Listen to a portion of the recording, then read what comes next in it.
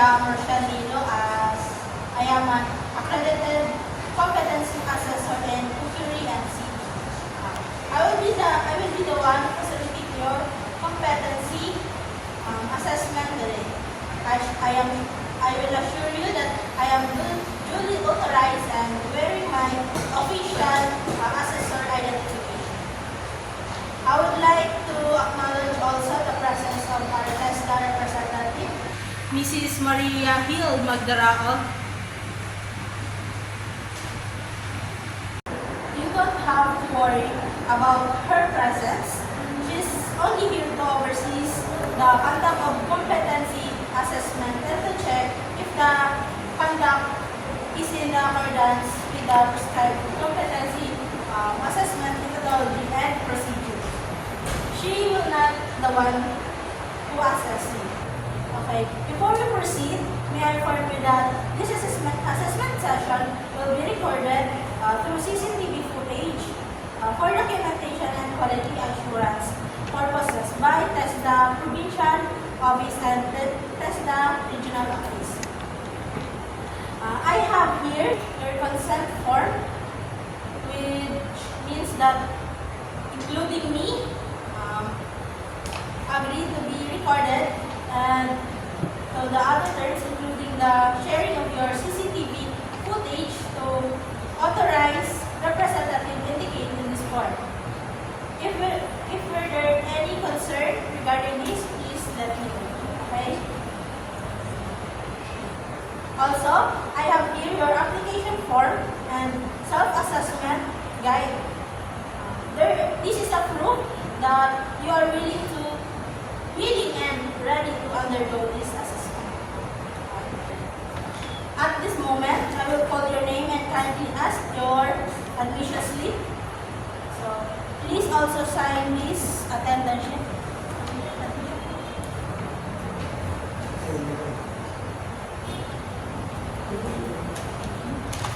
And for you, Mr. Padilla.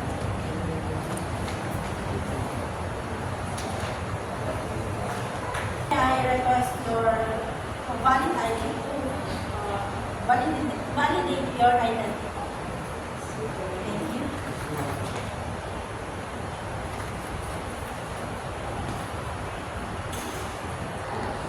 This assessment process seeks to determine whether the graduates or worker can perform the standard expected in the workplace based on defined competency standard. Your qualification that will be assessed is the cookery NC2.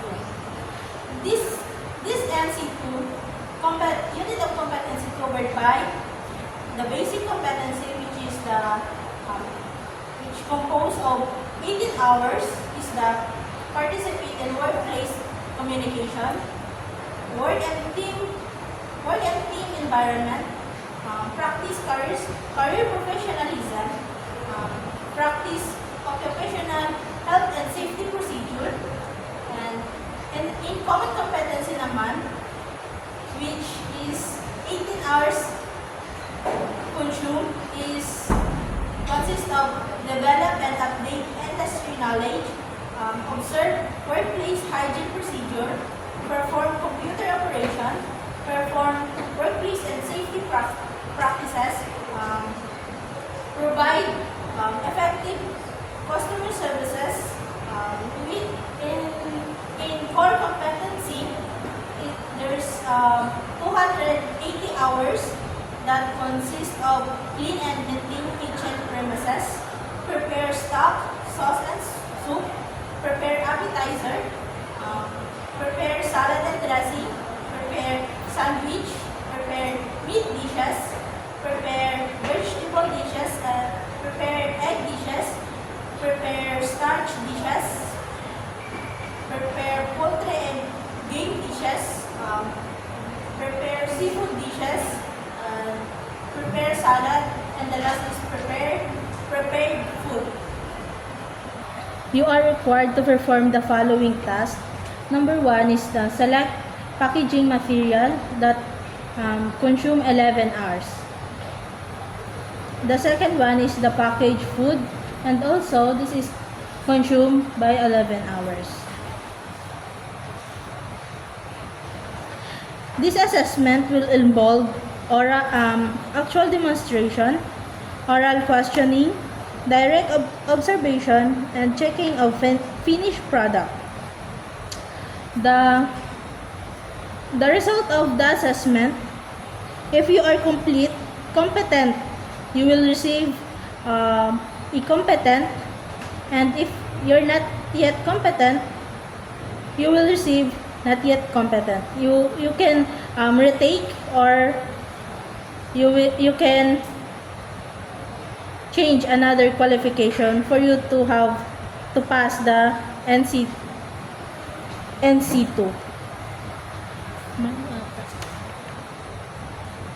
Need to be considered during the assessment. Number one is the religious practice. We also have things that need to be considered. If there are any religious practice being observed by your religion, just tell me so that I can allow you to observe whatever you are required to do by your respective religion. The other one is the medication. For those candidates who needs to take their medication, maintenance within the duration of our assessment, just inform me and I will allow you to take your medication.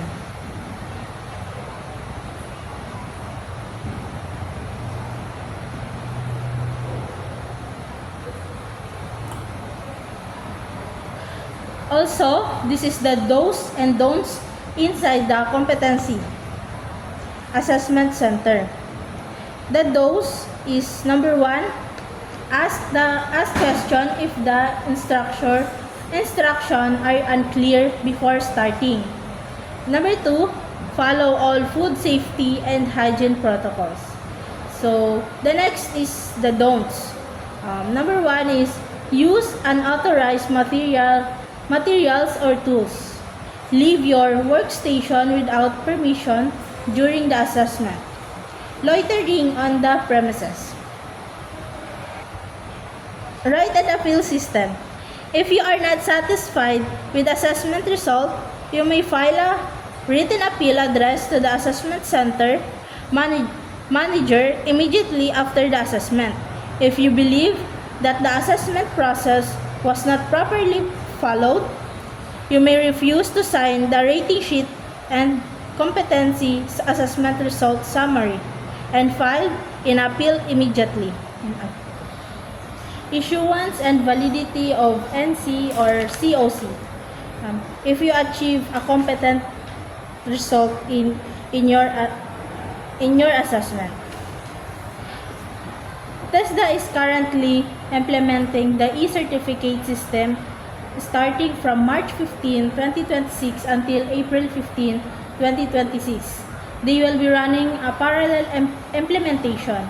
This means that you have the option to either receive your traditional paper-based national certificate or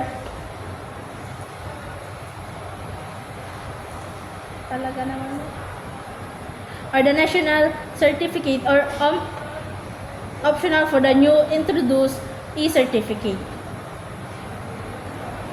If you achieve a competent result in your assessment and choose the e-certificate, your national certificate will be sent to you to your provided email address within 1 day after the assessment. It is crucial to ensure that the email address you provided in the application form is accurate. Once received, you should print the e-certificate or on any clean white A4 size paper. For individual whose employer or companies required a paper of national certificate, the certified individual must print their NC or COC on a clean A4 size white paper. Subsequently, this printed certificate should be taken to the nearest TESDA provincial or district office for the application of the dry seal. The TESDA POCAC focal will be responsible for verifying the authenticity of the NC or COC before affixing the dry seal, a service that will be provided free of charge. Starting from January 2027, the paper-based national certificate will no longer be available. As a final reminder, please ensure that the email address and the name provided during the application process are accurate and up-to-date. For paper-based NC instruction, the NC or COC is issued by the provincial office where the assessment took place. Upon presentation of CARS, it has a validity period of 5 years. You may claim your NC or COC 3 working days, which means Saturday, Sundays, and holidays are not included.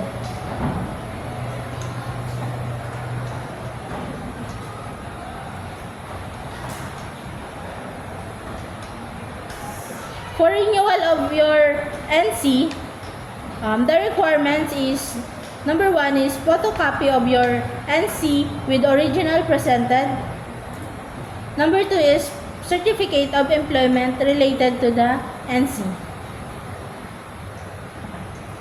For reassessment procedure, a candidate for full qualification assessed as not yet competent may apply for a reassessment anytime at her own convenience.